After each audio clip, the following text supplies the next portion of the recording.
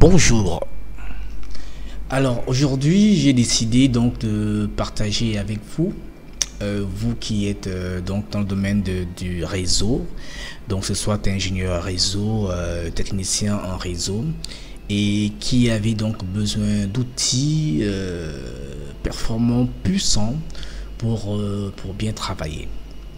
Alors aujourd'hui je vais vous montrer un outil très puissant que j'utilise. Donc il s'agit donc de l'outil SolarWinds Engineering Toolset.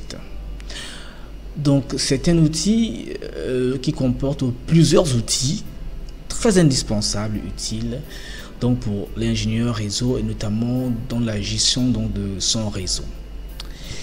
Alors nous avons donc comme vous voyez ici donc des outils repartis en catégories. Donc pour la partie donc à découverte réseau, vous avez donc un DNS audit et tout ça donc pour faire du monitoring de votre réseau. Vous avez également ici, vous avez donc des outils de diagnostic pour votre réseau et vous avez des outils donc de gestion de votre réseau, donc parlons donc de votre adresse IP, votre domaine. Les outils donc comparés donc à ceux de Cisco qui sont comme des reporting et bien d'autres donc outils très utiles que vous pouvez donc utiliser comme vous voulez.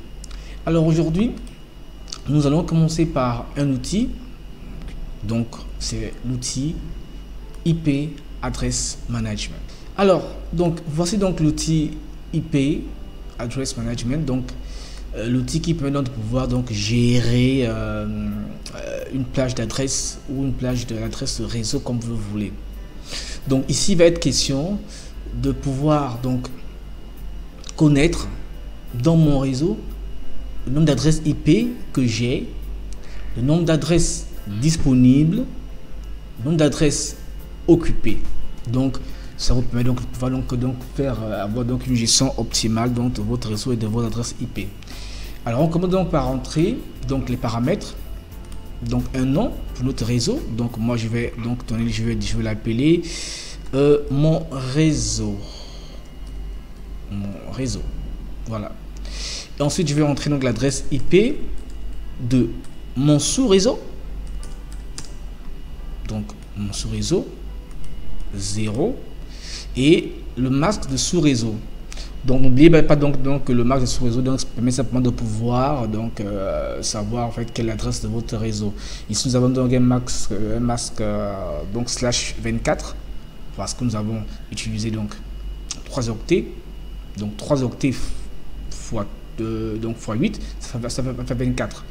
Donc notre masque donc est là. Donc je mets sur OK et voilà. Et regardez ici donc SolarWinds est donc en train donc de parcourir toutes les adresses IP qu'il y a dans mon réseau et en même temps les affiches ici.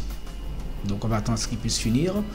Donc pour faire donc voilà, donc il scanne mon réseau. Voilà. Bien, voilà, c'est fait. Donc alors qu'est-ce que nous avons? Donc nous avons donc ici donc la liste des adresses IP. Donc vous voyez le statut donc soit utilisé, available, c'est-à-dire que l'adresse est libre, elle est disponible. Voilà, utiliser donc.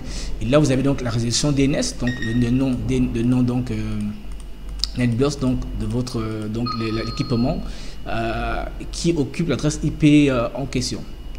Donc on a donc la liste, donc là vous voyez donc les adresses donc qui ont été occupées, qui n'ont jamais été occupées. On a également le temps, n'est-ce pas, de réponse donc en termes de vitesse donc de cette machine. Voilà, comme celle-ci, on voit bien que elle est un peu plus loin.